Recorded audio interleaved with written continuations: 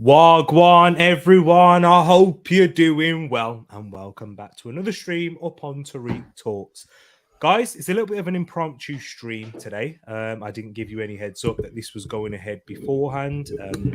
In our last stream, if you haven't checked it out, our Premier League prediction show with myself and my co-host again for today, and Matt, who joined us from the weekly Armchair Sports Talk as well. Go check that out, people. But yeah, we are talking all things England today, and it's very topical at the moment with what's happened yesterday with England losing by 1-0 to Italy away at the San Siro in a, let's be honest, quite frankly, poor, lethargic and lacking of ideas. And yeah, just not an arousing performance, I'll say, from England. And this has kind of led us, myself and my co-host Edmin, to talk about the situation surrounding England, not just solely focusing on yesterday's game. You can use that as a reference point as well. But just going into the World Cup, yes, we still have one more game to come as well. But England are relegated from their Nations League group. Yeah, that's not what all of us really care about. That's not what we're here to really talk about, but it's more to do with going into the World Cup and everything surrounding Gareth Southgate, the England squad, and so much more. But without further ado, I haven't let him speak yet. I haven't introduced him, but here you are, my bro. Thank you for coming on. And how are you? How are you feeling after that yesterday's defeat? Yeah, we've talked about it before. England I'm definitely a fair weather fan when it comes to England. I'm all over it during the actual, the Euros and the World Cups, but everything else, including the Nations League, I can take or leave it. Impromptu stream because, I've got a free evening, so I thought I'd ask T what he was up to. So yeah, looking forward to it twice in a week. It's not often we get to do it, so yeah, loving it. Yeah, exactly. And when you hit me up with the idea, I was like, you know what, let's do it. Because there's so much. We haven't spoken about international football for a while on this channel. It's something that, as we're approaching the World Cup, there's going to be plenty coming on this channel talking about England and other nations as well. I'm sure every football fan looks forward to the World Cup when we get into this stage, even though it's a quite unique one, with it being well publicized about the conditions and everything behind it. But the fact that it's also going to be in the middle of a season. Just before we kind of go into it as well, this has just brought and sprung into my mind. What's the first World Cup that you can remember? Are we talking properly or first memories? Properly. So my first memories was 1990, but I wasn't very old at that point. The first World Cup that really caught my imagination was 1994, and England weren't even there. That's just the power of sport and the games being on at reasonable times for us to see over here. So 1994 was mine, and then 1998 was huge. But when I was 13, so I was well into football by then. But Euro 96 really captured the imagination, and we saw a lot of that last year with the Euros, obviously. COVID and the pandemic probably didn't help with that, but Euro 96 was probably the thing that cemented my complete love of football, to be honest. Yeah, and mine was 2006, so 10 years later. That was that was my first World Cup, the one in Germany, and the one where I properly remember the game that really sticks out was the World Cup final, Italy versus France, Zidane's penalty and the headbutt, of course, and Italy going on to win the World Cup. Fabio Cannavaro, was that the season he got the Ballon d'Or? Yes, as well? It was. Yeah. See, I got flashes of that.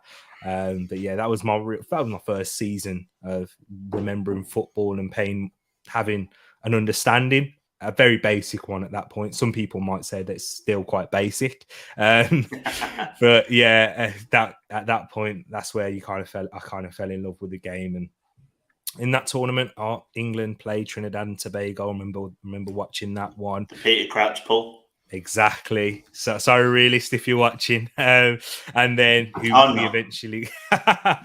eventually got knocked out by Portugal. Portugal was with the Ronaldo and Rooney penalties. The Ronaldo wink. Yeah, I remember that. I can't remember this, but did we get knocked out by Portugal as well in the Euros 2004? Yes, we did. We did, penalties. So yeah. Yep. But that's England, and that was the last memory of a tournament losing on penalties, and my first as well.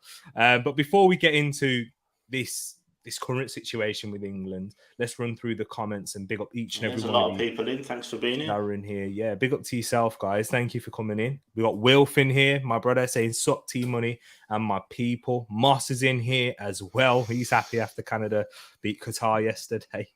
Big up yourself, Moss. Big up yourself, B&B in here as well. Good evening to yourself.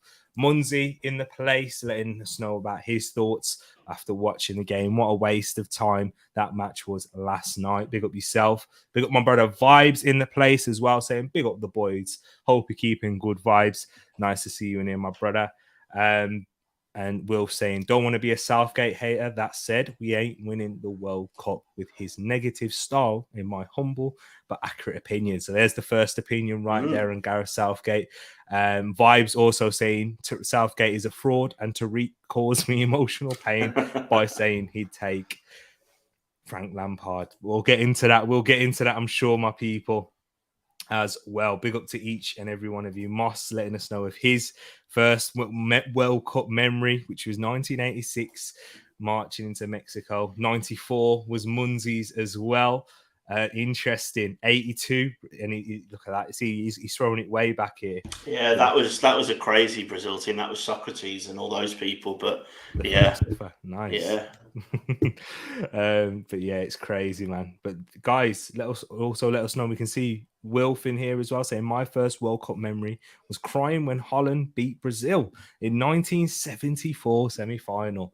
First proper was the 78 one. Big up to yourselves, guys. If you're watching afterwards, let us know when your first World Cup memory is. But that was kind of, reminiscing, thinking about good times. Right now, we are in a precarious position. And the first kind of question that I've got on my list of things to talk about is kind of one that people are stating should happen. Whether it will happen, it's a different story. I think we're all agreeing that this won't happen. But should Gareth Southgate be sacked before the World Cup? I just want to start on this, and I don't actually agree with a lot of abuse. Yes, I call it abuse, and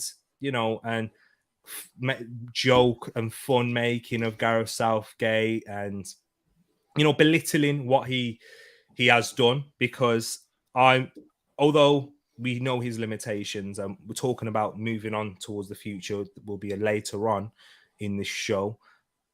I'm someone who has been very happy with what he has done up until this point, I would say. Looking when he took over in 2016, the position that England football was in at that point as a nation, we just came off of the back of a defeat in the knockout stages to Iceland, which was a extremely humbling and an embarrassing defeat, with a broken nation, with the relationship between us and our players, the media and our players, and the pointing out and the blame are putting on to certain players like Raheem Sterling for other reasons that should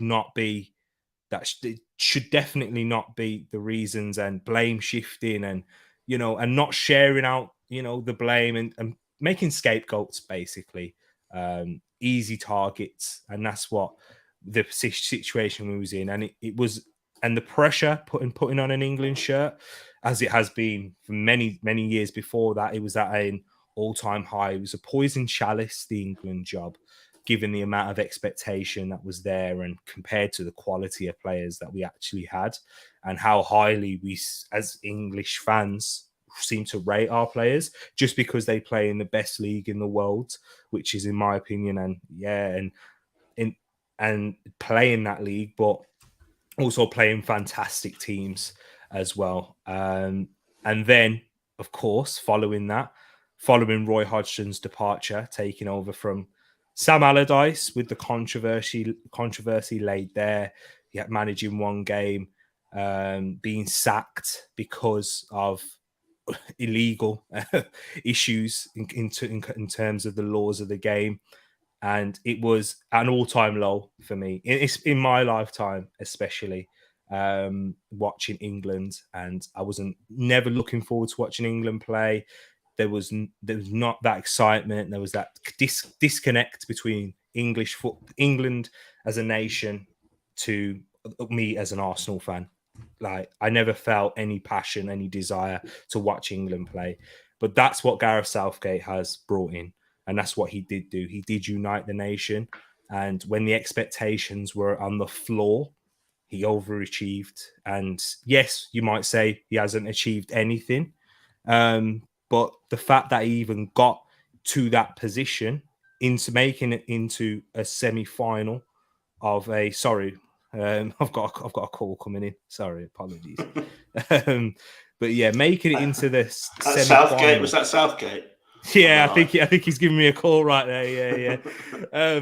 Making it into the semi-final of a World Cup in a year that we was even not expecting England to easily make out the group.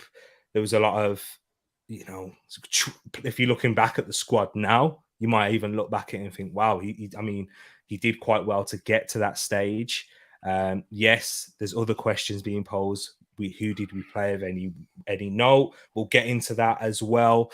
But the fact that we made it to that stage and we felt that connection as fans, that was amazing to see.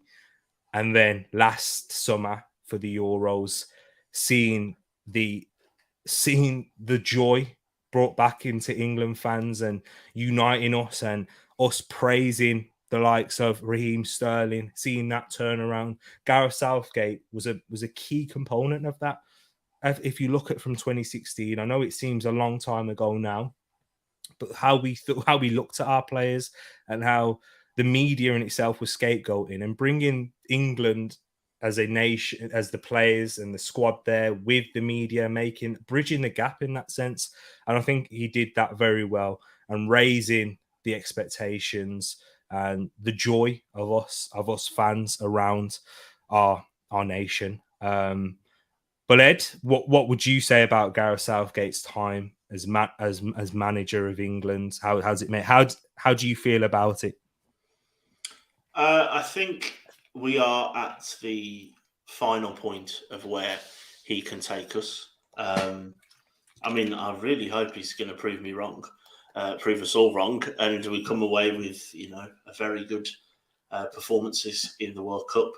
I couldn't agree with you more. I think when you look at the job he did, taking over a toxic, not just a toxic dressing room, but a toxic feeling around the whole team. Like you say, it was hard to get excited even for England to get into the, to the Euros or to the World Cup finals. It was difficult to go, okay, I'm going to get excited. I'm going to, put a flag in the back of my car for a bit, or, all the other stuff that people do and they get really excited. He galvanized that team. He got rid of a lot of the cliques that were in the dressing room. He didn't alienate people. He brought players in from different backgrounds, different. He tried young players. He brought in youth. He opened up the media. He made the media onside by sort of not, letting the wag culture that has previously dogged the, the superstar wag culture that has dominated England for pretty much all of my lifetime. I would say the last time anything happened like that would have been under Terry Venables in Euro 96. I think it being a home tournament as well last year really helped. The salve on a lot of wounds for the awful, 18 months or 2 years of the pandemic and not being able to see friends. We watched the Euros final together, me and T, outside with friends and family, outside in the, not very pleasant night under a gazebo on a big screen, and it really brought us all together. It was a great moment.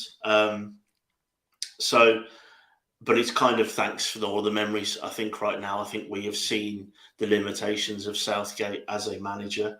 And we'll probably get on to team selection shortly, but team selection is where my biggest issue with him, not even the rest. I think everything outside the pitch, I don't think we could have asked for a better manager, but I think I've seen it in the comments, I believe. I think it's B&B, I think it's Black and Blanco, has talked about every difficult hurdle we've stuttered and faltered or failed. And I think that is a big one for me. I think that's where you can see the limitations in the coaching and the limitations in the in the management. And the coaching, probably not even the management. Everyone seems to love him as a man manager, but I think at some point you need to do the talking on the pitch as well. Yeah, exactly. And let me just run through a couple more comments, and we'll move on to the answer of our question: should he be sacked before the World Cup? We'll get into that surely, people. But before we do, let's see what you guys are saying. And B&B's answered the question there, saying should be sacked. The relegation masters time is done. Vibes pointing out that it's been 5 games since our last goal from open play. Right there. Wilf saying Southgate has done a fantastic job to get us to this point, but we need another manager to take this team to the next level, in my honest opinion. Moss has gone, and he said probably right. Not a fan of Gareth Southgate, but probably too late, I would think, to make a change. Just go donkey less, and he's put it out Maguire there.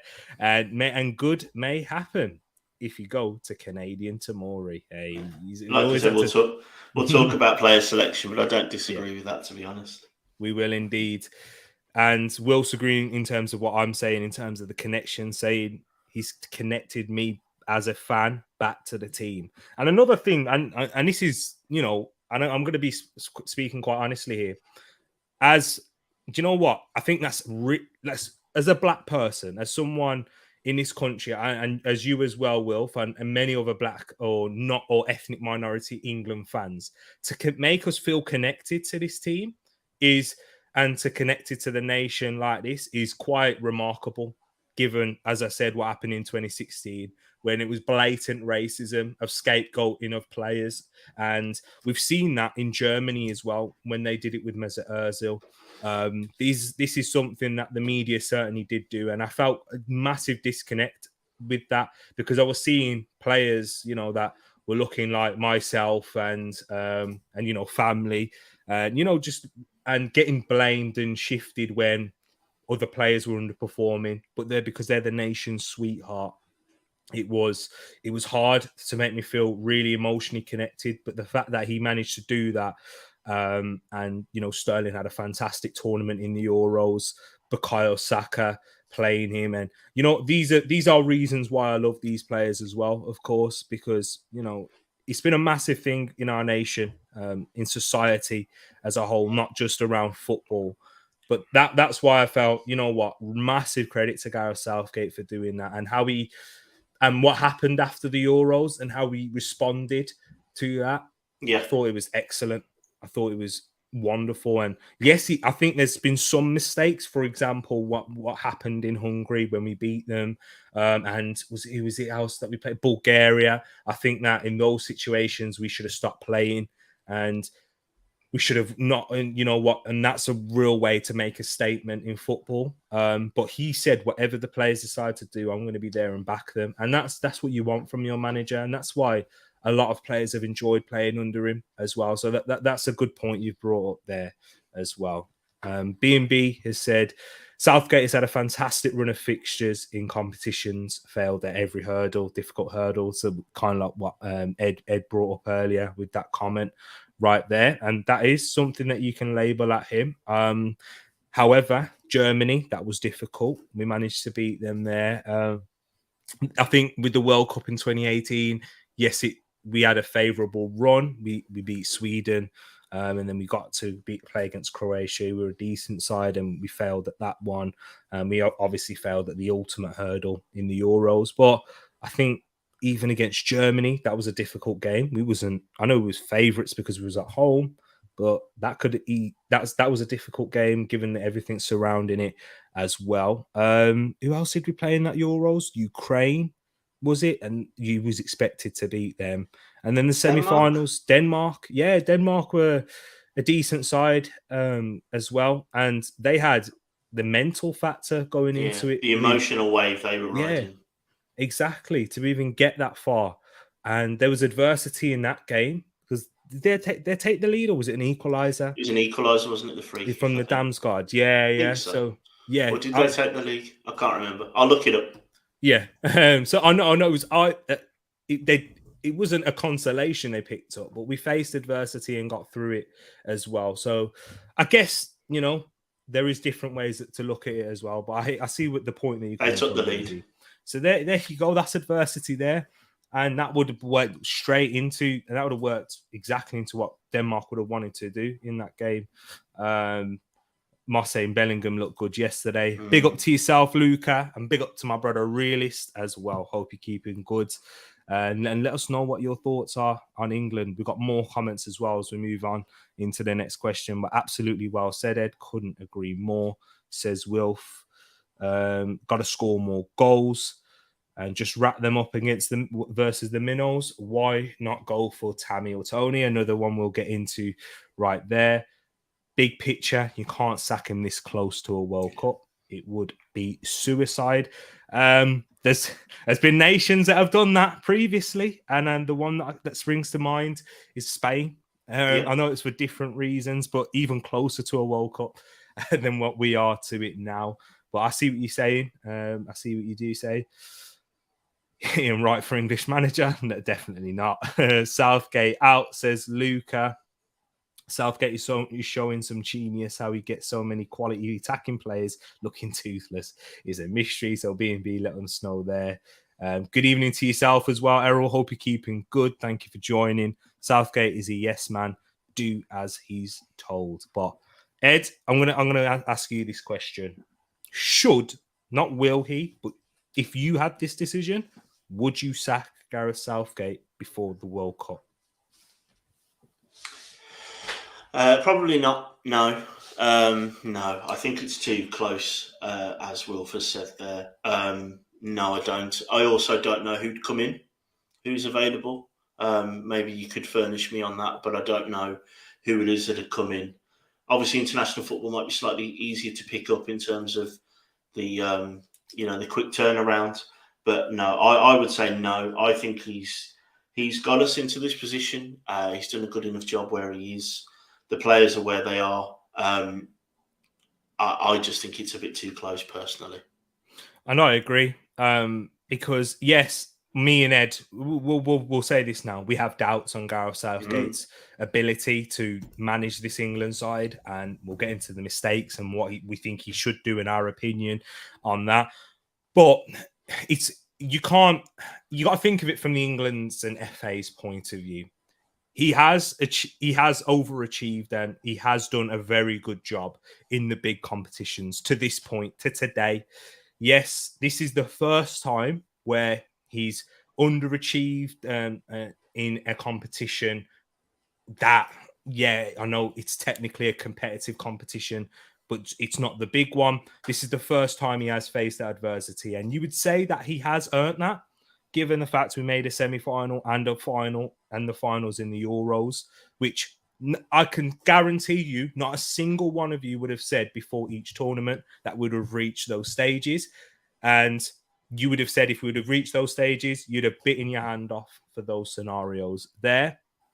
And yes, we can add context to it now, and we can say, yeah, but if he was to say we'd have this route and etc. But just looking at the grand scheme of things, this is how they're going to be setting out targets and thinking of those situations. And I think he has done a good job developing players in the under-21s previously as well. And we've seen that he's not been afraid to use young players in his England side as well. With how young that we was as a nation, I mean, as our team, our squad going into those tournaments was outstanding. It was to see that indeed and go that far. So he shouldn't be sacked, and you have to give the man the opportunity if he was willing enough to take it, and I'm sure he's proud and he's honoured to.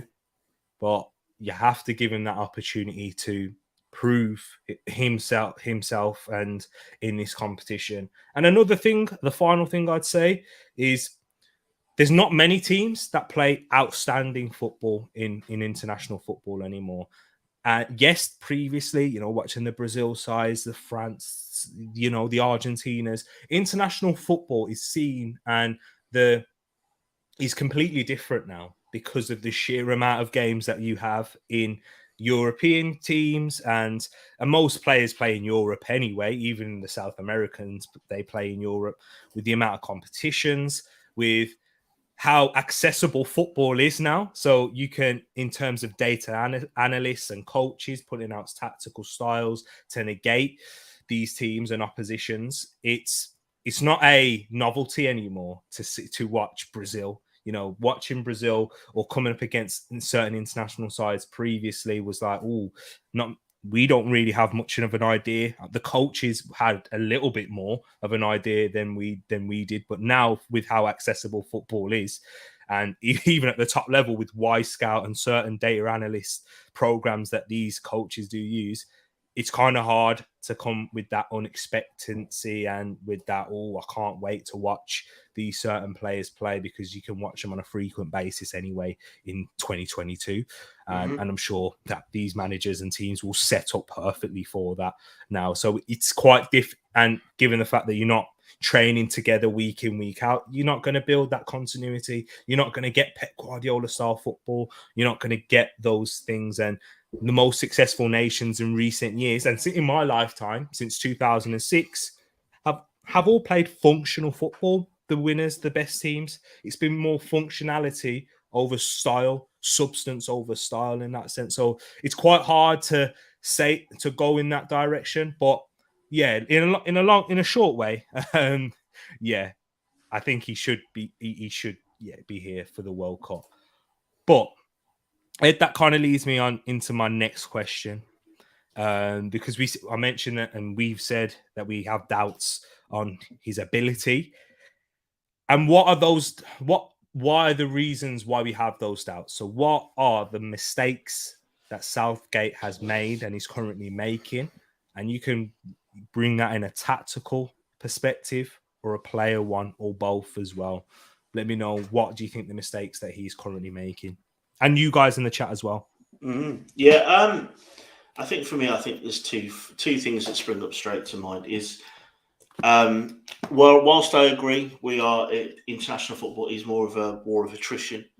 It is definitely more of how do you set up game by game to beat the team that's in front of you. I would say that we are too defensive as a footballing team. I do think we are too. I know the handbrake on and off is a bit of a meme at the moment, but we are very much handbrake on. It's very stagnated. It's not a very flowing game that we play. But for me, the biggest thing that I'd like to talk about, that I'd bring up as a mistake, is that he's now doing what he said he wouldn't do, which is picking players because of who they are or who they play for. He came in, and the big thing, the refreshing thing was, he came in and picked players on form. He brought in Bukayo Saka because he was playing young. Out of nowhere, this kid turns up and he's flying at Arsenal. He's going to pick him. He picked Grealish when he was at Villa and basically was keeping them up almost by himself. He was playing Sterling and giving him the reign that he has at City at the time to get in the box and cause issues. He wasn't just playing players for the sake of the fact that they play for Man United, they play for Chelsea, they play for Liverpool, they play for, which we'd been through. I'd been through that and I'd watched that. The golden generation that really should have done better than it was, but it was because of the stupid, can Lampard play with Gerrard? No, everyone saw that, but yet we kept carrying on picking them. And last night was the culmination of Luke Shaw's not played a minute. Why is he second choice left back? Harry Maguire is massively out of form, scapegoated all around, has no idea what he's supposed to be doing on a football pitch at the minute because he's completely shot of confidence, he's shot of form, and yet he's being picked. ahead of, like Moss talked about earlier, Tomori, who's ripping it up in Serie A. There's players that are playing better week in, week out at clubs and not getting picked. There's a lot of Brighton fans that are asking, where's a lot of their centre-backs, Webster, Dunk.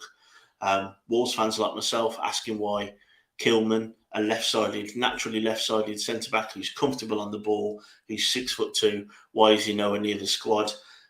Yet we've got, not to scapegoat Maguire and make the media press even worse on him. The lad needs to be out of the limelight at the minute. Ten Hag's doing something at Man United. We'll see if Maguire's part of that. Right now, he should be nowhere near it. He should be nowhere near the Man United team. He should be nowhere near the England team. Eric Dyer, is it time for him to come back? I quite like him. I've always liked him. I think he's a very competent centre-back. Is he the right thing? Who knows? I think we had better on the bench, personally. I think there's better out there that we could be trying. But the worst thing for me, I think I'll reiterate, is don't lie to me now, Gareth, is what I'd say. Don't come in with I'm picking players on form. I'm picking players that are playing well. I'm not going to pick on reputation. And then now say to me, they've never let me down. Well, if they haven't let you down, brilliant. But right now, they're playing terrible. If I've got my favourite pair of jeans that are the most comfortable pair of jeans I've ever got, but they've got holes in them, that means that, everyone can see your boxers. Everyone knows they're going to fall apart. You don't put them on, even if they're the most comfortable that you've got right now. They are letting me down, so you don't pick them. So for me, it's now what made him so good in being fresh, refreshing, getting people of all generations, of all backgrounds interested in this England team again. We are reverting back to type of picking players on a reputation that their performances are not backing up. And that's what kind of leads me to my point is, I think he's been very inconsistent with his message that he's showing, because Harry Maguire and Eric Dyer, two players that have been under massive amounts of criticism, right? Eric Dyer and Harry Maguire, completely two opposite reasons why they have been picked. Eric Dyer has been in good form. Mm-hmm. I don't think if you're going to be saying, all right, okay, you should pick players on form, this is how we should do it, and then asking the question, why has he picked Eric Dyer? Because Eric Dyer has been very good for Spurs, and he has been one of their, if not the best centre-back they've got there. I know Christian Romero's the outstanding one, but the fact that Eric Dyer's fit and he's reliable and he's been the second best easily, at least, shows that, you know what, we should probably go with him. However, you go and pick Harry Maguire, which I understand why you pick Harry Maguire for your squad, because on seniority, you don't want to change it up too much, especially this close going into a World Cup. Yes, his form has been, in no pun intended, dire for Manchester United, and he hasn't played and he's been forced out the side. But this close to a World Cup, I don't think you can make those types of decisions for a senior player, for a leader. But you can certainly not play him and put in, and as you said, take him out of the limelight and try different players and players who have been impressive. And once again, he's picked Ivan Toney and not put him in the squad. So it doesn't make a lot of sense. And then, as Moss said, in Fikayo Tomori, someone that everyone has been praising, and he's been getting massive credit for what he's done out there in AC Milan, and he's won a league title there, and he's been their most impressive defender, and you're not giving him an opportunity to showcase his talents and really show why he's deserved this call-up. And someone that you're going to be looking not just to build for the future, but someone who's good enough to play for the short term right now.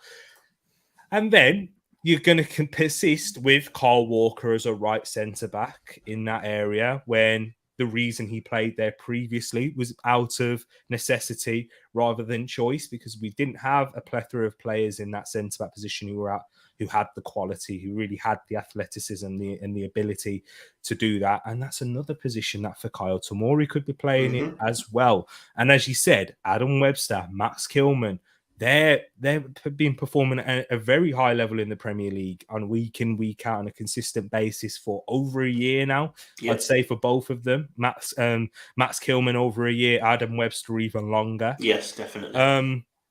And these players are deserving of that. And that's where the inconsistencies are coming in with Gareth Southgate. So you're not sending a clear message to not just us as the fans, but to the players within the group as well.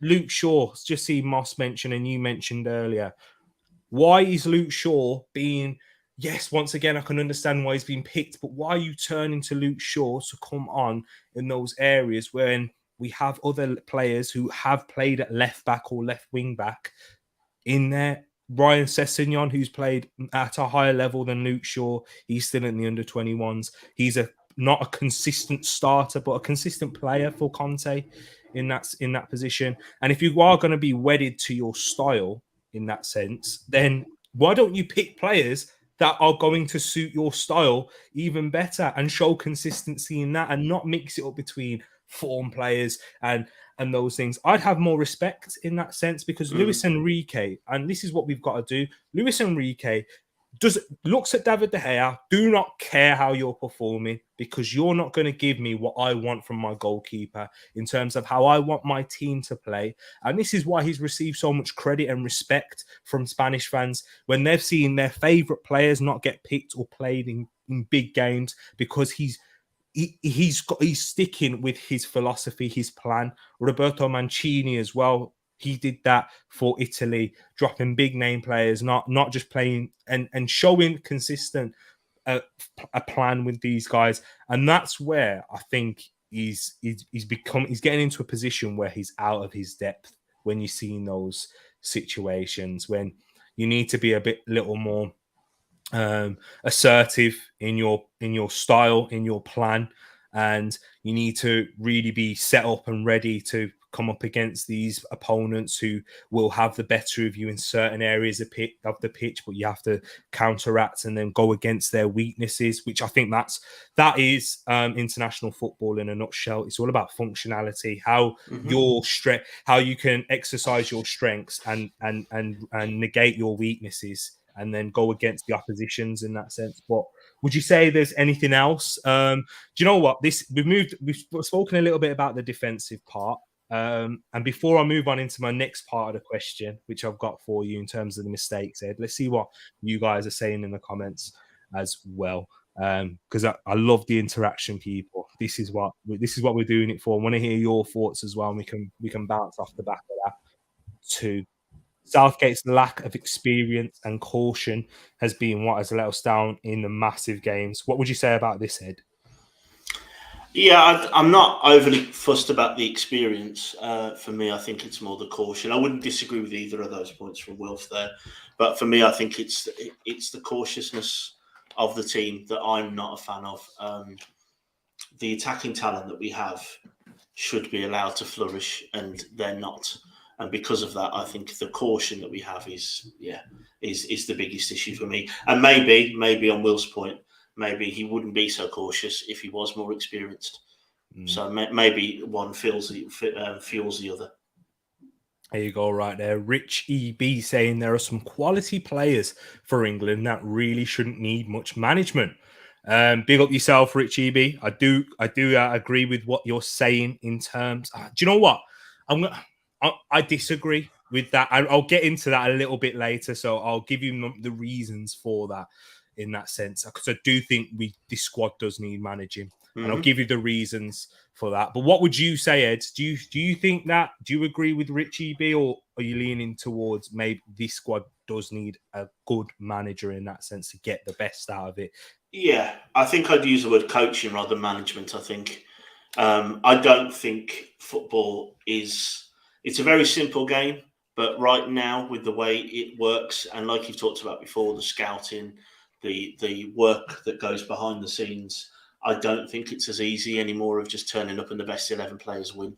And they shouldn't and don't need much management in terms of they all seem like decent guys. You know, they all seem very together. It feels like he's managed the camp very well. But I think we've got a deficiency in the coaching, for me personally.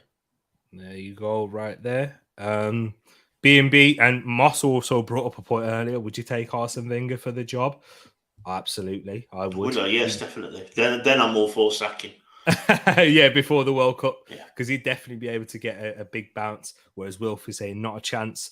I'd never want Arsenal to go through the toxic media circus that surrounds the England. To be honest, I just want Arsene Wenger away from him telling people the World Cup should be every 2 years and all the ideas he's coming up with. I think he's doing enough for himself now to sort of make people question his sanity at the moment. So yeah, I'd love him to just get back into football rather than trying to change it.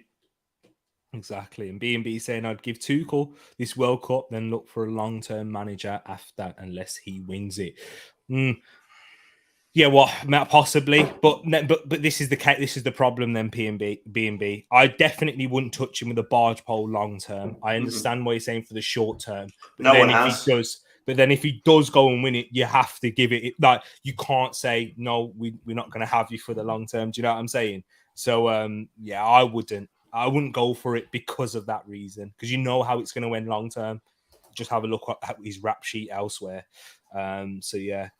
Most of them players need to look at themselves, saying Richie B. I agree to a certain extent as well. I do agree with this one more because you can only be accountable for your own performances, but then it's not wholly on the players, but in terms of the management and how he set them up as well. But we'll get into that, as I did say. In my honest opinion, he's too cautious. And this is kind of what Ed was mentioning earlier. He doesn't really have an attacking brain. Has he reached his ceiling? That's what Wilf is saying there.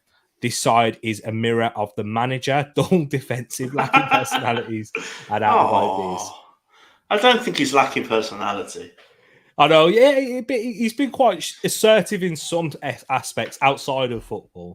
But yeah, I see what you say there, B&B.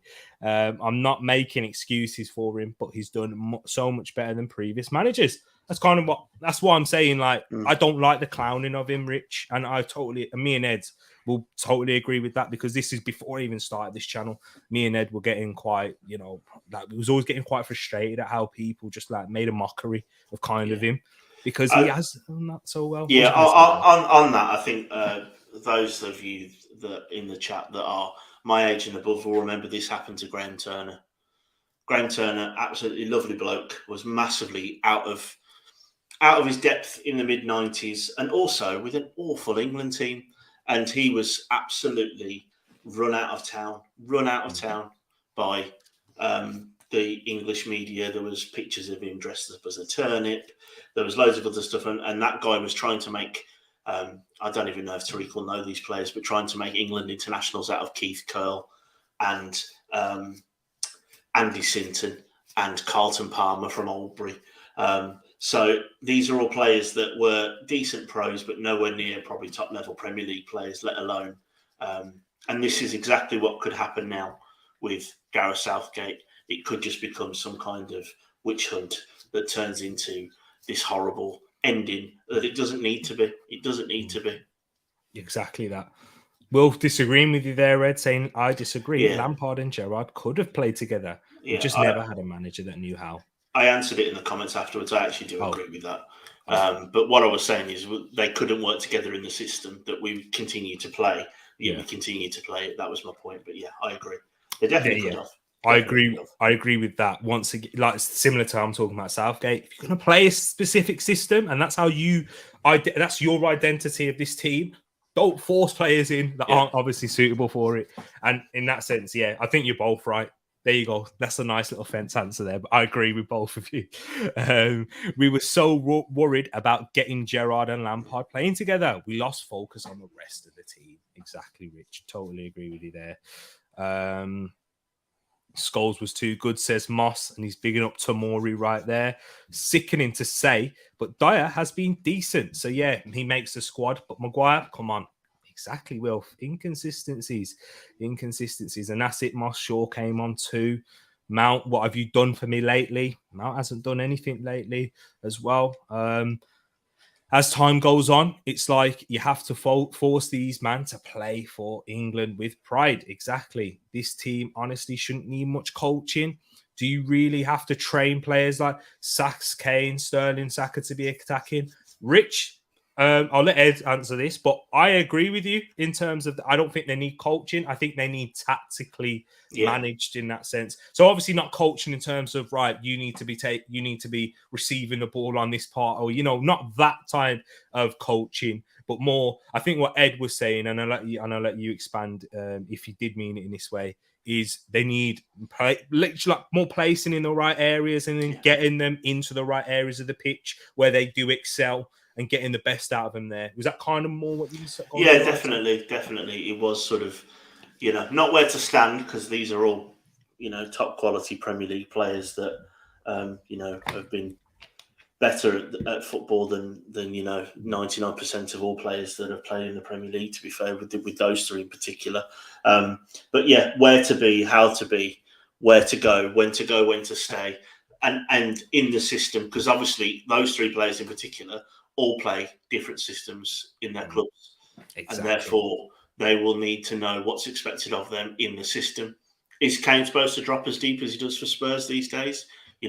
Is Saka supposed to cut in as much as he does for Arsenal in this?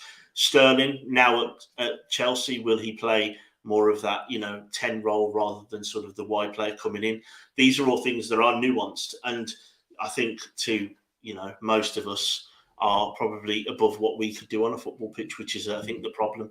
And I think that's where it is, that they aren't coming in necessarily to play the same roles they do at their clubs, and that will mean they need training, because week in, week out they'll be told one thing, and muscle memory will mean, if Sterling's supposed to get in at the back post, but that's not what Southgate's told him to do, because Saka's not going to be able to drop the ball on him with his right foot.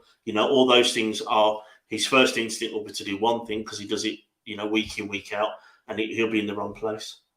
And yeah, it's more about getting the ball to them for me in those areas. It's how can we get the ball to them in those areas where Saka is most dangerous, which is he's on the right and he can use his right foot to cross the ball as well. It's more shooting he can't do with his right foot.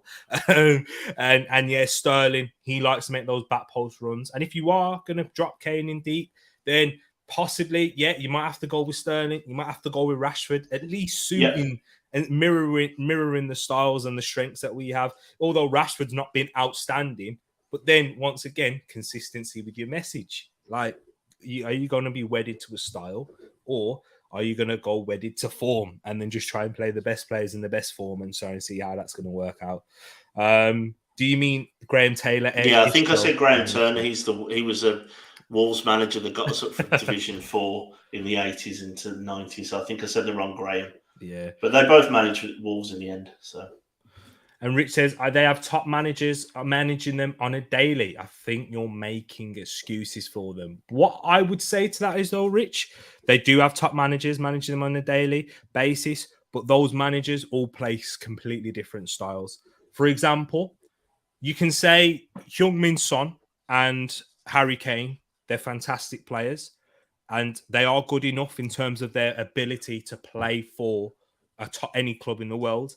But will they have the same role at a Manchester City? Absolutely not. And that's where people will question, would Son be a player at Manchester City where the left winger has to be so wide and receive the ball out wide and at touchline and then make a run inside? Who knows? Whereas it's completely different. He's more of an inside forward. So it's more of those different tactical nuances that makes it a little bit different, and where I think they will need coaching to say, right, this is the area of the pitch I want you taking up because this is where we can get your strengths and those things there. So it's a little bit different, but we'll get into it a little bit more and when I get into my next part of the question. So the next part of the question is, Ed, so we spoke about the defense and we spoke about that a little bit, and that's clearly where Southgate is trying to fill in a lot of gaps and holes. But is the England squad actually good enough to be lauded as favourites? Because when I'm talking about this position in particular, that midfield is not. I'd agree. And this is where I'm saying, right, as England fans, I think, yes, Gareth Southgate's failed. If he doesn't get to a certain stage, he's failed. But I don't think the player personnel in that midfield and even the quality is good enough against these sides, against a Spain, against a Brazil, against even an Argentina. And they're not even they're a powerhouse in terms of their name, but of what the players they have today. I think we'd get dominated by these sides. Croatia did it to us with those players. We don't have a world-class midfielder. What would you say about our midfield, Ed? Yeah, I think it's definitely our weakest position. If we're talking about playing a formation with two central midfielders, Jude Bellingham looks like he has everything, all the tools in the bag. He's got 16 caps already. He looks like, for me, a dead-on starter. But then if you play him next to Declan Rice, are they going to be in similar positions? Because Declan Rice is, I think, a little bit more of a box-to-box midfielder than some people give him credit. If we're relying on players like Jordan Henderson to be best of the rest to come back in, or James Ward-Prowse, I think they're very limited in different ways. Obviously, James Ward-Prowse's free kicks and corners are, otherworldly.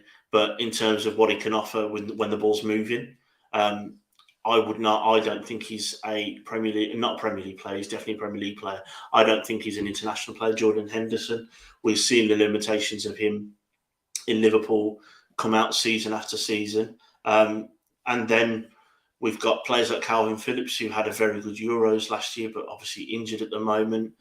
If we're classing Mason Mount as a central midfielder, I don't think he is. There's a very big issue for me with the central midfield. I think that's where you talked about getting the ball to our attacking players. I don't think we have yet the right pairing or three if we're playing through in the middle that will be able to facilitate those attackers to get the ball in the right areas. Exactly that right there. Totally agree. And midfield is all about controlling football. If you don't win the midfield battle, you don't have control of the game, which means that if you're losing the midfield battle, you're going to have to play pragmatically.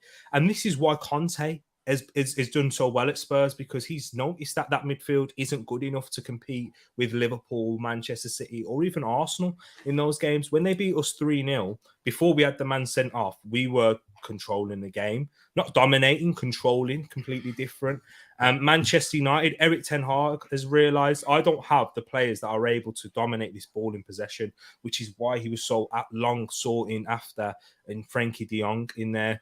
And even though we've been saying they need a defensive destroyer, etc., he knew that, and he still knows that now, that they don't necessarily have that. And that's why he's pulled out the tactics he did against Arsenal and Liverpool and got the victories. That's where I don't think, and it's kind of mad, I don't disagree with his totally counter-attacking style of Southgate. We've seen Santos for Portugal with Cristiano Ronaldo up top with multiple attacking talent and Bruno Fernandes, etc., which is similar to what we have right now. I think our makeup is similar to what Portugal's is in that sense. Like, their midfield is better than ours, Portugal's, and they don't even control a lot of games. Ruben Neves would walk into this England side, and in terms of what his role would be, if you want him to be a distributor from deep and being able to get the ball to the forward players in as little amount of touches and as quickly as possible, we don't have a player that does that. Jude Bellingham is an excellent player, and he's someone who's very good in both boxes and good at transitioning and good at those things, but he's not a dictator of play, whereas Verratti was excellent for Italy. Spain have that in abundance with Rodri and Busquets. They fight it out for those positions. Just mentioned Portugal with Ruben Neves. You've got France, who have a plethora of talent in those areas as well. Tchouameni's in there. Camavinga. These are the young players that are getting through, by the way.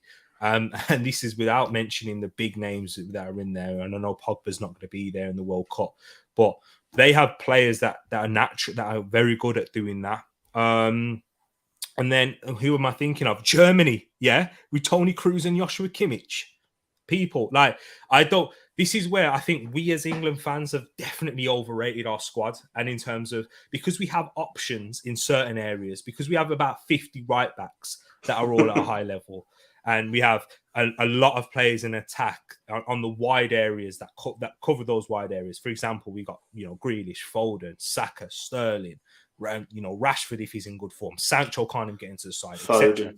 Yeah, exactly.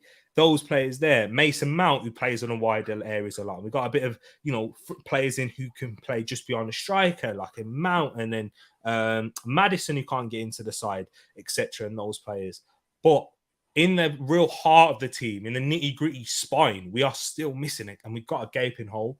Which is why I don't disagree with playing a 3 at the back. There are ways that you need to operate it and those, but that midfield is a gaping hole. And is that the biggest area of weakness? You kind of mentioned it. And would you say anywhere else, Ed, in this England side? I'm not overly convinced at left back. Yeah. But yeah, I don't. You can cover for that though, can't you? Yeah, you? you can. Yeah, but there are ways around that, and I think that if we ended up with a Trippier playing left back and it being sort of slightly inverted, it wouldn't be the end of the world. For me, I think we don't necessarily need world class players in all the positions because obviously 11 world class players. A, probably doesn't guarantee you winning anything, and B, I don't think anyone's been able to do it. There's always been functional players in all the best teams. The Arsenal Invincibles team, functional players like Gilberto Silva that were amazing at their job, and all of the Ferguson era, there were functional players, Darren Fletcher, Dennis Irwin, Ronnie Johnson. There's always functional players in every team. So if we need to play 3 in midfield, so Jude Bellingham, Declan Rice, and another, just to hold on to that midfield, control it as much as possible to allow for the better players, the more technical players, to get us something. And, for us to be dominant on set pieces with 3 centre-backs potentially to go up front, or, both of them can go up. And we've got players like Trippier, Trent Alexander-Arnold that can put it, James Ward-Prowse, if he's the third midfielder, can put it on someone's head, then why not? I think this is where we're talking about being functional, about being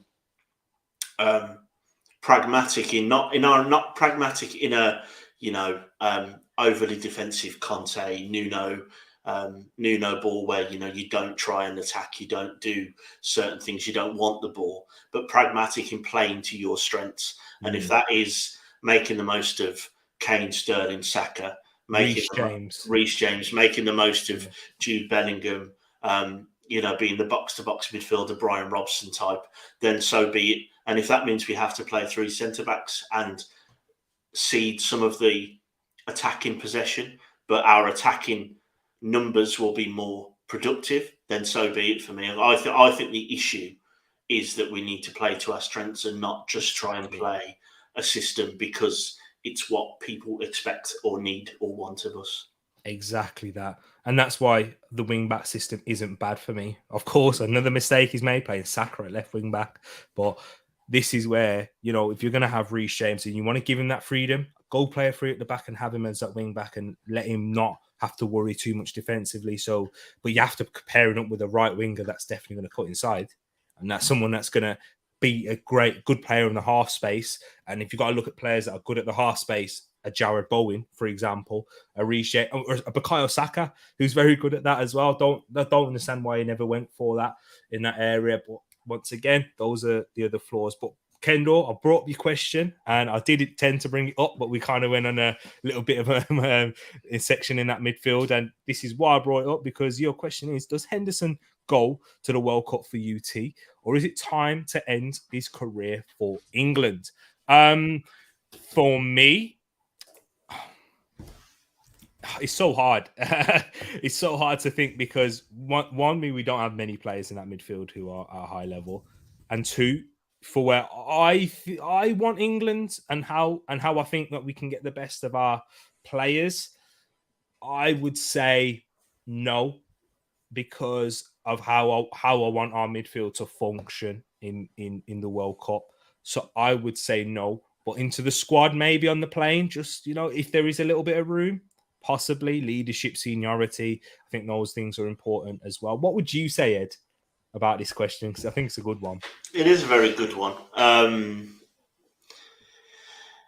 I think if there's 4, 5 central midfielders that are in better form, playing more often in any level, I'd say no. So I don't necessarily need to.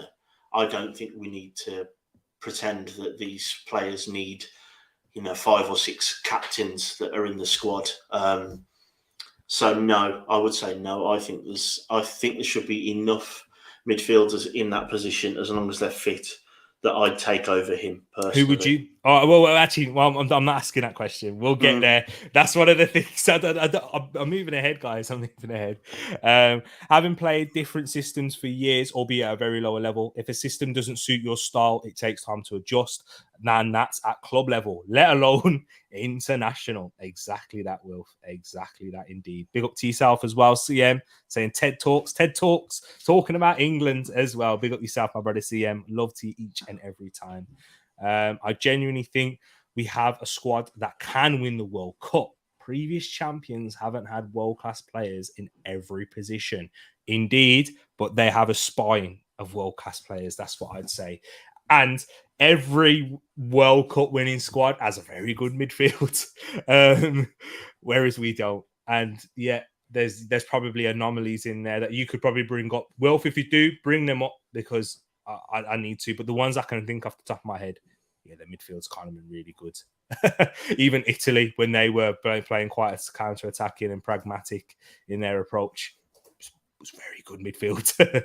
I know Ed might think differently with Pirlo, but yeah, it was still a very good one. Conte has won nothing with Tottenham. Allow it. Yeah, he's won nothing, but he's getting the best out of this current squad of players. I think we can easily say that, with players in that team, that apart from Son and Kane, who are performing at a really high level, no one else is on those levels for Tottenham. No other manager could get them playing this football with those players there, with Ben Davies in at left centre back, with Longley and Emerson Royale, Davison Sanchez. So that's where functionality is important. And if they do win something, then he's got something physical to prove. But yeah, we'll have to wait and see. Chance even when those players are trusted, when those trusted players are out of form, what is the point? Exactly. In terms of what we was mentioning about Southgate, you don't need to control the game to create chances. England do neither very well. Yeah, I think you do need an element of control and B&B, and this is what I would say, linking it to Arsenal, and Ed will be able to link it to Wolves as well, because if you're not having the ball, the only way that you can create chances is through a counter attack. And this is where we're saying the problem with Southgate, he's not playing players that suit a counter attack. He's mixing players that are ball dominant players like a Foden and Grealish and whatnot, and then mixing them up with counter attacking players like at the back with an Eric Dyer and Harry Maguire. So that's where Southgate's troubles are. But it can't. That's where that's what England don't do well. And you are right. You don't need to control the game, but if you do control a game, you make more chances. We've seen at Arsenal. What about you, Ed? Would you say that? Would you agree with me, or would you agree with B&B a little bit more? Yeah, I don't think you need to control the game. I think I agree with that. But yeah, if you're going to not control the game, then you need players that are suited to that.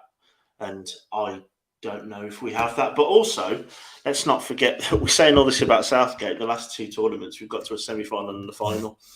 So maybe we're all jumping the gun a little bit too much.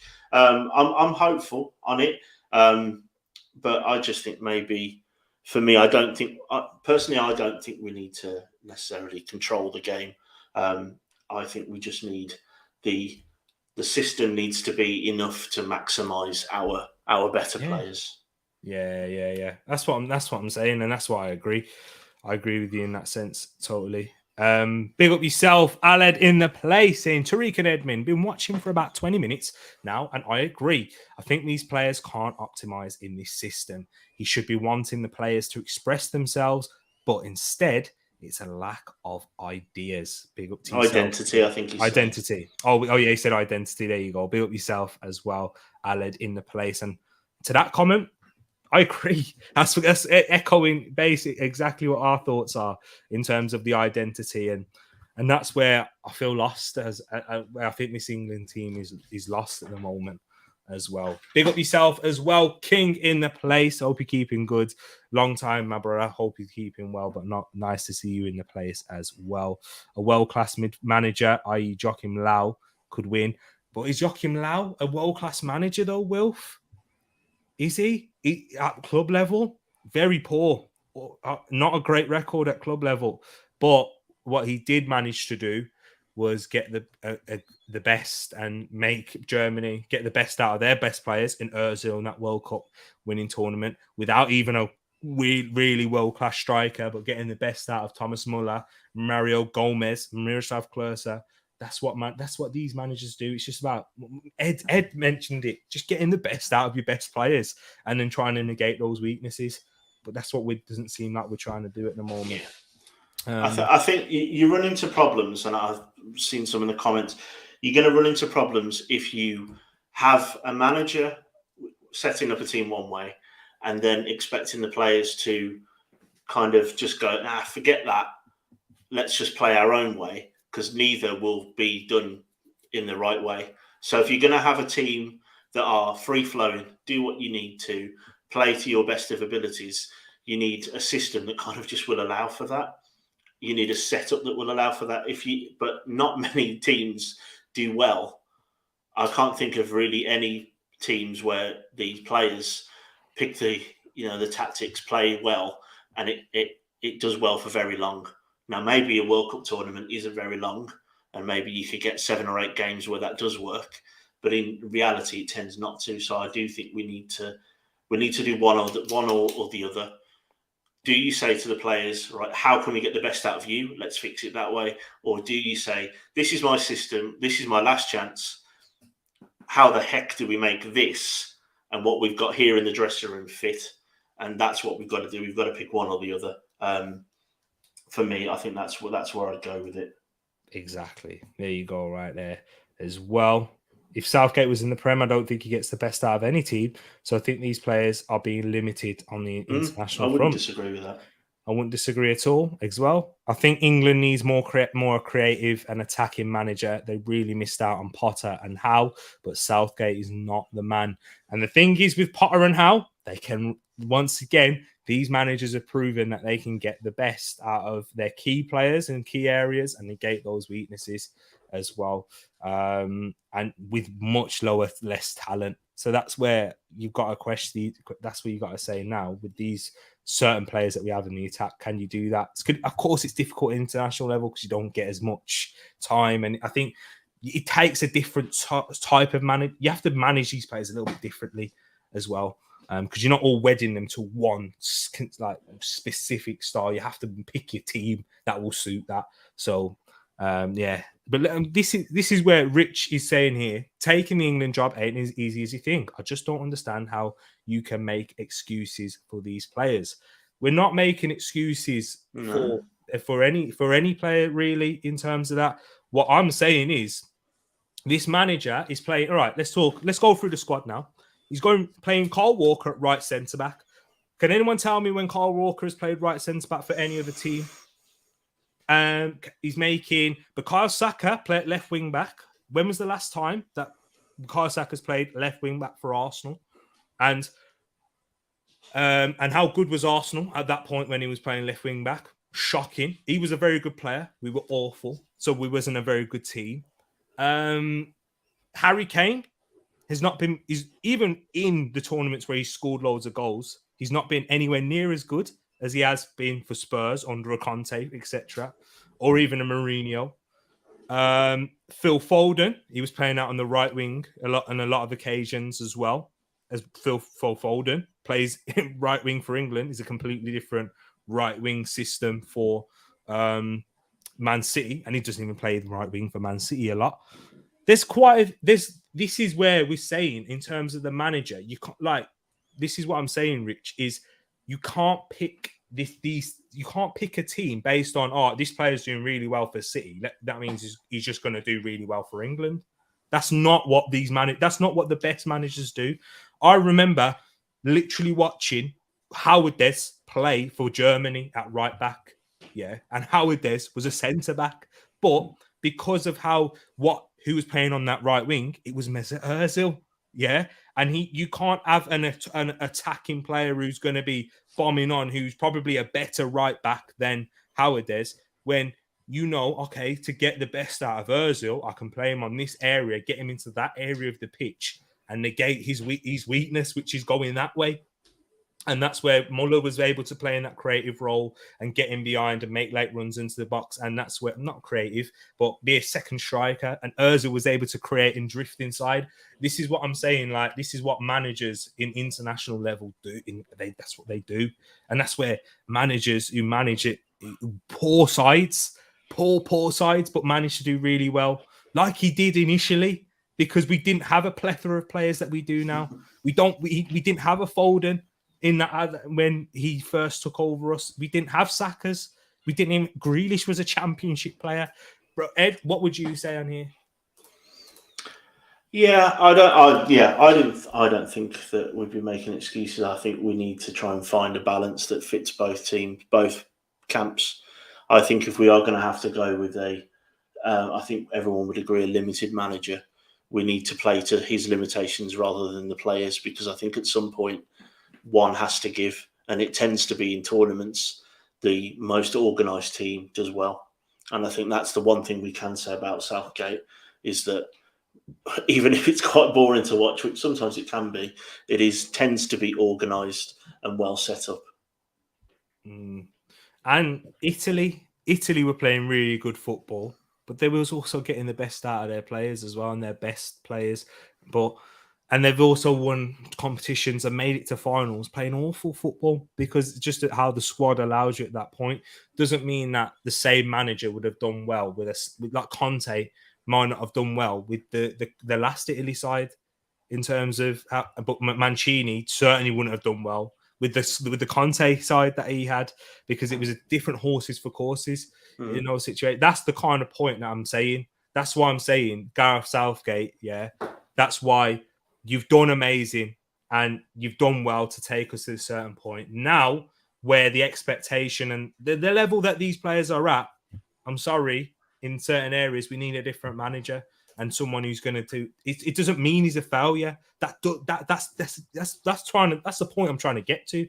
He's not a failure, but if the England keep on, like, if we just continue to persist, let's say after this World Cup, if he gets sacked or leaves after this World Cup and we don't do well, I'm still going to be here saying, and I'm sure Ed will as well, Gareth Southgate, you know what? He didn't quite work out in the end, but I'm still thankful for everything you've given us, right? And I'm happy to move on, and it'll be amicable. Not saying it's going to be like that for the rest of the nation, but saying now they give him the next tournament, and then that goes in the same way. We're probably, because it's been so long and because we'll be so frustrated, it's not going to be in the exact same way. Do you know? Would you agree with me when I'm saying it? Definitely. I think the whole thing for me on Southgate is that handbrake needs to not be off completely, because I think we've pointed out some of the holes in some of the teams that we feel, but I just think it needs to come down a little bit and let some of these incredible attacking players play. Exactly that there. Big up yourself as well. The only reason Southgate is still in this setup is because he's a media's dream. If he was stubborn and defiant and less of a yes man to them, there would be significantly more pressure on the FA as well. Definitely, indeed. Didn't Southgate get relegated with Borough? Yep. And I'm sure Joachim Low, I think he got a team relegated as well. I need to do my research on that. But I know he didn't do a good job whilst he's managing a German club. Wolfsburg, was it? Wolfsburg, I think, yeah. For me, Hendo goes for his experience, as you need that in this young squad. If Saka scored that penalty, would we be on Southgate so much? No, we wouldn't be. It's that simple. But they would say, but Rich, let's remember as well now, though. Not saying me and Ed aren't on Southgate this much, but I think there was a lot of people who was definitely on Southgate's back even before whilst we played in that World Cup. Can you remember, Ed, in the Euro? Yeah. People were willing to write him off quite quickly. Exactly. And Rich, you're talking to a guy. Ed can co-sign this. I sang Southgate, you're the one. You still, you know the rest. Pick up yourself, though. So these players are so one-dimensional; they can't change their. Not at this level, and remember, they're going to be embedded into something completely different. If you just look at the all or nothing there, Rich, with Arsenal and what Arteta said in this is the one specific moment where he said, this side, yeah, this is where you shouldn't even have to look at that picture because you should be memorizing it off that. If they're being embedded with something else, you can't try and completely get them to say, right, let's go and do this now. And let's put you at left wing back, even though you're playing on completely the opposite side of the pitch. That's what I'm saying. That's what I'm trying to say there. Like it's too hard. And King saying the way Southgate approaches games is not sustainable in the long run. And when luck is out of the question, it's down to the quality of the tactics and in-game management. He is not the one. What would you say to that, Ed? Yeah, I don't think I disagree. I think the game management is where the players can be taken out of the equation. If they're, if they are sort of taking things by the scruff of the neck and then a substitution comes on and changes the way that the game's being managed, definitely. I think we saw that in the Euros final, didn't we? I think we ceded possession and control of that game far too easily. So I think, I'd argue that it's not luck. Because I don't think you can look your way to semi-finals and finals. I think we definitely had a favourable run, but you still have to beat them. But I wouldn't disagree in the main with that point. I don't think. There you go, right there as well. We all know you can't play with freedom in England. The moment you make a mistake, you go. That's very true. Yeah, that is true. Joachim Low is a world-class manager. His record speaks for itself. We're not talking about club level, are we? We're talking international level. How did they do in the last World Cup, Wilf? Didn't they get knocked out in their group stage? I know they did very well in one World Cup, but his record isn't as great as it says as well. He won the World Cup with them. He did well in that summer. But even then, be looking beyond that, it's not been great for Germany as well. And then he's not even there anymore. It's Hansi Flick. So, do you know what I'm saying? It swings in roundabouts. And then also, if you look at his club record, it's poor. I think we do have a decent spine in this current England squad. Keeper, we have CBs, functional midfield, and plenty in attack. But that's when it goes back to about the mistakes that he's making. But before we, because guys, we've got plenty of thoughts and plenty of opinions in here. Just before we wrap up, we've got a nice little tier list. And guys, we want you to get involved as well on who he should be making, as who Gareth Southgate should be taking for this World Cup, right? And if we was the manager, who would we take? And as you can see now on the big screen right here, right, I've stolen this. Well, I've not stolen it. James Lawrence Allcott, if you haven't seen him, check out his channel. I'm sure we all have seen him before. He made this tier list, and I think it's got most of the players that we want in here and that we want to talk about. And here's the categories. Oh, he'll go. That's a certain starter. That's someone who's certain, he's going to be in there. So, for example, let's drag one player in there already. Where's Harry Kane? Right here. We'd all say he'd go. Sorry, he's not on. Yeah, should be fine. Yeah, we all know that. For example, Harry Kane, no question, he'll go. And then on the plane, that's someone that will be there. Might not start every game, but certain should definitely almost be there. Should be fine. That's someone that he's not a guaranteed person. He's not a guaranteed player. But if he keeps up his level of performance, he should be fine and he should make it there. Danger zone, that's someone who hasn't quite been at the level. They might not actually make the squad unless they raise their level in that sense. And no chance, pretty self-explanatory, they've got no chance of making the England squad. And this is the group of players that we've got here. We've got plenty to go through. So we'll try and whiz through them ever so, quite decently well. And we'll start off with these players, but let's see. But guys, make sure you get yours in there in the comments as well. When we whiz through these players, if you think that we're wrong, let us know. Okay, let us know in there. So Patrick Bamford, No chance for me. What are you Yeah, saying, Ed? no chance. He can't stay fit, and we've got better. Exactly. That's main reason. Would he have made it for you, or what? If he would have stayed fit and continued his form? No, I think I'd even take Ivan Toney, and he hasn't kicked a ball for England yet. I think I'd take him over Patrick Bamford.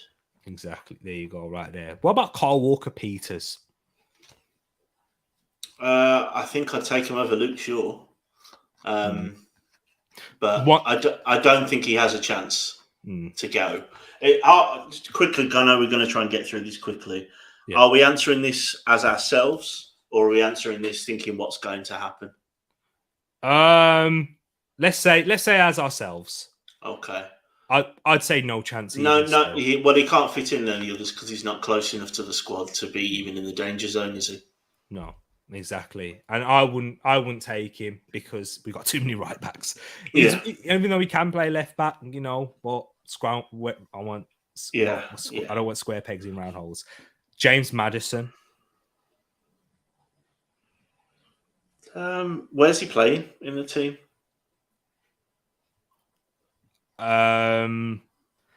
You know what? Just quick change. Let's say who's going into the squad because this will be Who do you think Gareth Southgate's going to take, and do you think they'll go? So then no, he won't. Then no chance. But would you take him then? Right? Would you take? I'd have him. I'd have him as a X factor off the bench. He was the person that popped into my head when we had the Henderson debate earlier. Rich or B&B, whoever it was that brought it up. I think I'd rather take Maddison over him and have something different. I think there's a lot of teams that will think that, especially this year, Rich. And that's exactly. Smart. And Carl is decent. Yeah, he is. I would snap your hand off for him at my club. Definitely. But yeah, just unfortunately because of the amount of right backs that we do have, no chance. And I'd say the same for James Justin as well. Would you? Yeah. Him and Cole Walker-Peters are in exactly the same place, aren't they? Which is that they're both good, either side, inverted left backs or good right backs, but we just have a plethora of right backs in particular. Exactly. What about Danny Ings? Do you think he has a chance? No. He's not even really playing for a Villa at the minute, is he? So he has been playing. Well, you know what I mean. He's not been banging for Villa. Yeah. Luke Shaw. What do you think? He's definitely going, isn't he? I wouldn't say definitely because. Are we saying danger? Danger zone maybe. Maybe because he's not playing. If he continues to not play, will the media circus just be why are you taking someone that's not playing? I'd put him in should be fine. Okay. But because in terms of, Gareth South, if he's picking him now. True. He's going to pick him. October's not really going to make much of a difference now, I don't think, in that sense, for Luke Shaw. But yeah, he should be in the danger zone. And a lot of people would say no chance. But yeah, for us, he should be in the danger zone. But for Gareth Southgate, should be fine. Who is this player, man? I can't even see. Is that Ollie Watkins? Ollie Watkins. Right. Danger zone? Yeah. We've all said it at the exact same time. Danger zone, indeed. And that's, I'm guessing, Rich saying no chance for Luke Shaw right there. But yeah. I don't think either of us disagree. Exactly. Reece James. Is that Reece James? Yeah. Oh, wow. Yeah. Okay. Yeah, on the plane. He'll go. Yeah. He'll go. Yeah. Because I think he's a starter. He's my starting right back. So yeah, he'll go. Declan Rice. Yeah, he's a guaranteed starter, isn't he? Yeah. He'll go. Another one. Trent Alexander-Arnold. I think he's on the plane, isn't he? But he won't start. How come Reece James is your starter and not Trent? In a Gareth Southgate system. I think he's slightly more defensively sound. But we already play. This is where, once again, this is what I'm saying. If you're going to play a wing-back system, do you need someone who's more defensively sound? Or would you go for someone that's probably got that little bit more? I know it's quite close between Reece. Yeah, it is very close between them. I wouldn't be upset either one being my starting right wing-back in particular. The only difference maybe is that Trent, of course, is perhaps 5% better at dead balls. But Reece James, I think he's got a better range of passing. He's got a better, know. Reece James is a bit more of a goal threat in my head. I think that's the difference. That more of a pot shot, and sometimes you need that in games, especially as like Rich has been talking about when we do play this boring pragmatic football under Southgate. Sometimes you need someone to just pull the bloody trigger and shoot. Exactly. We'll get into Maguire. But I would, if you were asking me to start a team, I would pick Trent 10 times out of 10. This is interesting. Yep, James is definitely more reliable. Yeah. Trent over James for me. They can split. They can split, can't they? Because I think Trent on his game is better than James, but I think Trent has a few more off games than Reece James, which is maybe what you can't afford to have in a World Cup. I mean, I actually disagree with that. I just think that Reece James is. I think Trent's are more like media circus around. Yeah, potentially. And Reece James doesn't get that because it's just a little bit different. Yeah. But with Trent, I agree with Wilf. I think he does give us more going forward. And if you're gonna play a wing back system, you may as well. If it's in a back four, I'm going with Reece James because he is that bit defensively better. But if you're gonna play a wing back, why don't you just go for someone who's a little bit better going forward and then play? You could still play a Reece James. I wouldn't do it, but you could still play Reece James in a right centre back position. Yeah, you could. But I wouldn't do it. But yeah, Tuchel did, and people think he's a world-class manager. And just to answer that quickly, no, and I wish he'd do it more. That's my point. I just think Reece James pulls the trigger a little bit quicker. Yeah, he gets into the box more than Trent does as well. But once again, that could be more system-based rather than, with what he's required to do under Klopp and whatnot. Tyrone Mings. I think he's in the danger zone, isn't he? He should be no chance, but he's in the danger zone. Yeah. Aaron Ramsdale. Should be fine. Should be fine. Okay. Yeah. Okay. So wait there. How come he's not on the plane? Because for me, he's on the plane. He's our second. Well, I don't. What's the difference between on the plane and should be fine? Should be fine. I was saying a little bit more like someone who could be in danger in a way. Oh, so that's why Luke Shaw's there. Okay, yeah. Then he's on the plane because he's one of our best 3 goalkeepers. Yeah. So for example, Nick Pope should be fine. Yeah. But if Dean Henderson has a storming second a month or something, he could take his place. Do you know what I mean? So Ben Chilwell, I think he's on the plane, right? With the way Southgate... Is he your starting left back or left wing back? I think if I was picking the team, yes. But I think he might be Kieran Trippier under Southgate. So do you think he should be fine? Because the reason I say so it should be fine, it's more to do with he's not really played. No. And but if he gets a little bit more game time, as we expect, he should be fine. If he gets an injury or something, or say if he gets an injury before the World Cup, I think then he could drop into the danger zone. Yeah, definitely. I think we need to see a sustained period for him. Is that Ben White? Yes, that's Benjamin White. Wow. Ben White. He didn't call him up this time, did he? So he's in the danger zone, isn't he? Yeah.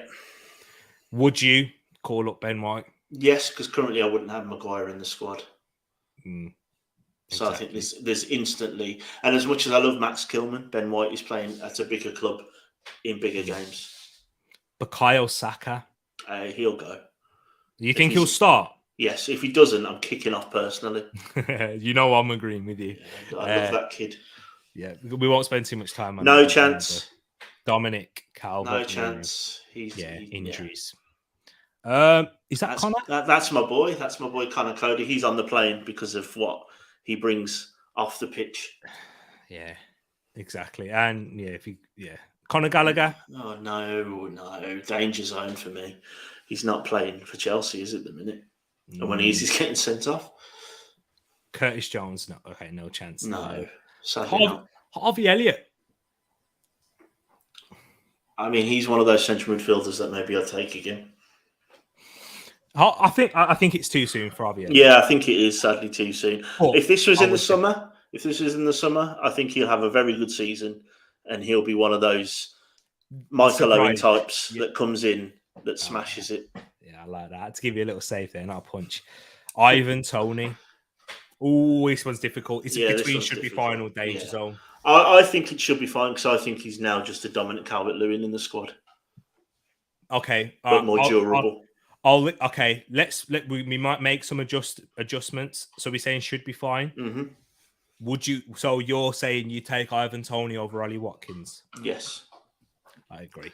Penalties. Thank you. Penalties, if nothing else. I'm guessing this is Jacob Ramsey. Yep, Jacob Ramsey. No chance, sadly. What would you say once again? Kind of like Harvey Elliott. Yeah. If you gave him some, Yeah. possibly. Emil Smith Rowe. No chance. Yes. Okay. I would say, yeah. If he. He'd be in my considerations. I just don't think he'll be in Southgate's. Do you know what? I'd agree with you and say no chance in terms of Southgate. I think he should be in the danger zone. Yeah, me too. And he should be, if he has a good like October, November, then he could get in. But because once again we've got too many players on that left side. Yeah, Eric Dyer. Well, I think he's going to be called up now. He's in form. Should be fine. Should be fine. Fikayo Tomori. Should be fine. Yeah. Well, we've got two Harry Kanes. Harry Maguire. I think the problem we've got with him is he's on the plane. He should be in the danger zone. Yeah. Well, I think personally he should be no chance right now, unless he starts playing every game from now on. Yeah. Exactly. Let's see what you guys are saying in the chat about the others that we got in here. Few Ed. Benito Whitini should be on the plane. The less of our players playing in international football, better for us indeed. Ivan Toney should be on the plane. I can't believe you're saying it as well. I finally got Will to convert. Pick up yourself, Rocco Sage in here as well, saying, guys, is there any chance that we overrate our players? I mean, managers play their part, but we never beat the bigs. Rocco, we was mentioning that earlier in the stream. I definitely think we do in terms of, try and expect us to win the World Cup against, and the big area that we said was in midfield. But if you want to see more, go check it out. Yeah, make sure you subscribe. Thanks for coming along. Big up yourself each and every time, Rocco. ESR definitely doesn't go. And Maguire should be no chance. Saying what you're saying there. Yeah, exactly that. Harvey Barnes, no chance. No chance. He's not been good. I like him when he's in good form. He could have knocked on the door, but nah, no chance. Callum Hudson-Odoi, no chance as well. Although he has as well. Nick Pope. I think he'll be fine, won't he? He's one of the three, isn't he? Yeah, exactly that. And do you know what? We'll go for the other goalkeeper. Okay, so there he is with the tats. He'll go and he'll start. Sam Johnston, no chance. No. And I'm Dean Henderson, danger zone. Yeah. I think if he had a fantastic, he'd cause a problem. I think if he had a fantastic part, Nick Pope and him, who would you take? Still Nick Pope. Would you? I like Nick Pope. I think he's very good. Like, got good. I think with Dean Henderson, you're talking the shot stopping, the personality, and the penalties. But I think we've already got that with Pickford. So I just don't think we need another Pickford. Jack Grealish on the plane or on the plane? He's on the plane. Southgate is a huge fan. Is that Harry Winks? Yeah, it is. Just no chance. No, it's Lewis Dunk. Is it? Still no chance. Unfortunately. Where would you put him in? A danger zone. He should be flirting along with Max Kilman and Adam Webster as much better, more informed centre-backs. How about Jadon Sancho? He's in the danger zone, and I don't quite know why. He's had a good start to this season. Yeah. Jadon Sancho, not to try and drag this on any longer than we need to. Yeah. Jadon Sancho is the opposite side of what my issue with picking Luke Shaw and Harry Maguire. He's picked those two playing for the exact same team who don't play, and Jadon Sancho, who's actually hit the ground running, relatively speaking, in this season. Don't understand it. Exactly that there. How about James Ward-Prowse? I think he's in. Should be fine. Yeah, I think he should be fine. I think he's a definite squad player. James Ward-Prowse could be the man to unlock as a fifth substitute, thrown on with 20 minutes left, and one of his set pieces causes some kind of mayhem. Do you know what? Yeah, possibly. That's the highest his role should be, because you can't start him because we've got more than enough set piece takers in our side. We were very good. True. Reece James, Trippier, if you're going to start him at left wing back. That's very, very true. So we got enough set piece takers. But James Tarkowski, he should be fine. Why isn't he in the squad full stop? I know. He should be over Maguire for me. Yeah, but sadly he's in no chance. I know. Joe Gomez, no chance. John Stones, he's on the plane. Oh, he'll go. I think he'll start. Do you think? Yeah, he'll start. So he'll go. Yeah. Jordan Henderson. I think he's in the danger zone. Yeah, because he wasn't initially called up for this side. No, he's an injury replacement, as the NBA called him, isn't it? And I also think the person who he came up for, is in the danger zone as well. He hasn't played a minute, has he? Jude Bellingham. Oh, he's going. I think he's starting. Starting. You think he's going to start him as well? He's close to me rioting with Bukayo Saka if he doesn't start. I love Jude Bellingham that much. Kieran Trippier. He's on the plane, isn't he? He's potentially the starting left back. Carl Walker. On the plane. He's on the plane, yeah. Fourth right back. I don't know why Luis Diaz is in here. On the plane. Mark Gay. He's in the danger zone, isn't he? Yeah. It is true with Benjamin White, him and Mark Gay, possibly. Marcus Rashford. He's in the danger zone, isn't he? Yeah, he's in the danger zone. Although, once again, I think he's had... What if you're going to play Gareth Southgate system, you have to play Marcus Rashford's perfect. Let Kane drop deep. He play them balls in behind for Marcus Rashford. Marcus Rashford is the best player without the football in this England squad. Exactly. If you're losing and you want to try and break down a team, see you later, Marcus. Yeah. I don't want you doing that. No. But if I want to run in behind, I'm sorry, Marcus Rashford. That's the big frustration. But Mason Mount. Well, if you ever watch this channel, you know my thoughts on Mason Mount. But he's fine. He'll play.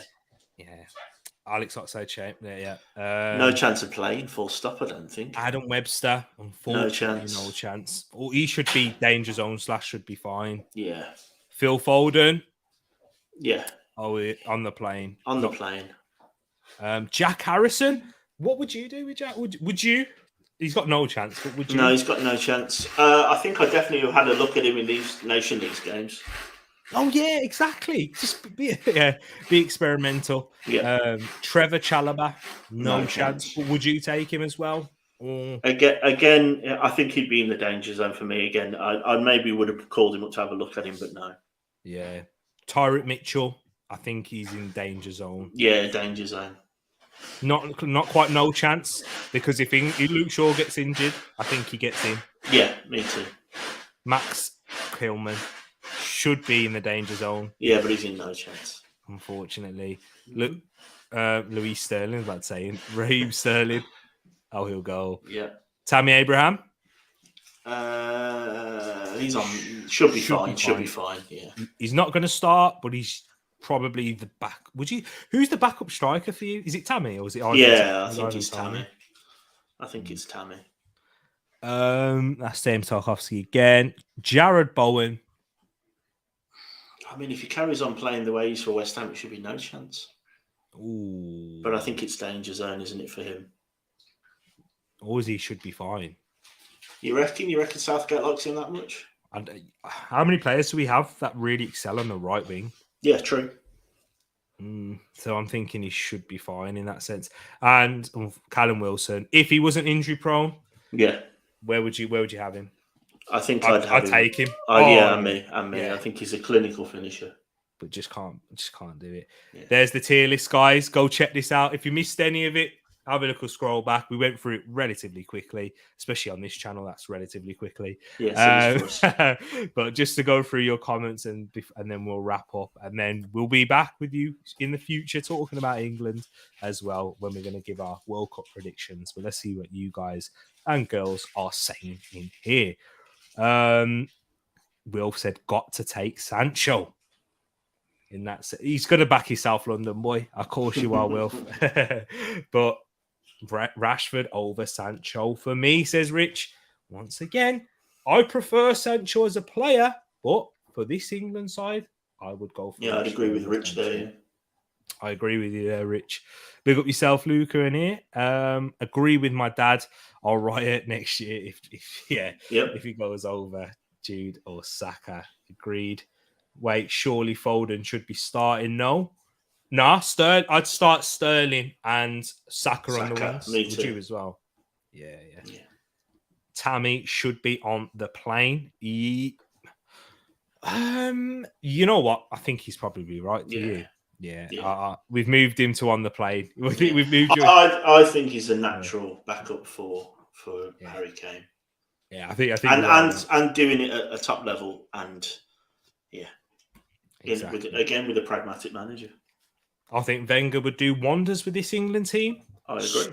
Totally agree with you there for sure. I do think he'd be in terms of you keep it simple and just keep this, everything. Players know what they got to do in what position, and we would play some really good football as well. Because we would. Oh, that would be amazing.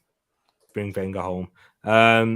And as always, great entertaining show, boys. Guys, thank you for sticking with us. And thank you for your interaction as well. There was a lot of disagreements, but this is it. This is football. Difference of opinion. We love it. And that's why we did this show. Big up yourself, guys. And each and every one of you. We all love you as well. In fact, we're glad to make this one a little bit more interactive because with the last Premier League prediction show, because we had to go through so much and talk through a lot of things, it was difficult to make it so interactive. But this one was a blast, and really appreciate you guys. Yeah, big up to my brother as well, Ed, who came up with the idea for this one. Hit me up with a message. Feeling to do it this evening? Why not? We're here now, and it's been a great show. Really appreciate you as well, Ed. And you got any final words? No, just thankful that we managed to get a couple of streams in this weekend. I always love them. So yeah, exactly. Really good. And people, with football coming back as well. I say football coming back with the proper football, the proper ball coming back. Yeah, we got a busy period, massive busy period, and guys, we're going to be at it relentlessly. It's going to be a massive October as well. So people, get looking forward to it. Make sure you hit the links in the description. You should be seeing a lot more of this mug. Yeah, whether you like it or not, this one. And you will be seeing a lot more of this one as well for the Premier League preview shows. Go check it out. Hit the links in the description. Join the Discord server. Follow the socials. Guess what, people? We are out, and we love you. Big up the TTF. Peace. Have a good one, and enjoy your Saturday evening. And don't forget, Arsenal are top of the league. It's only taken me 1 hour and 42 minutes to say it. Take care, people. Peace.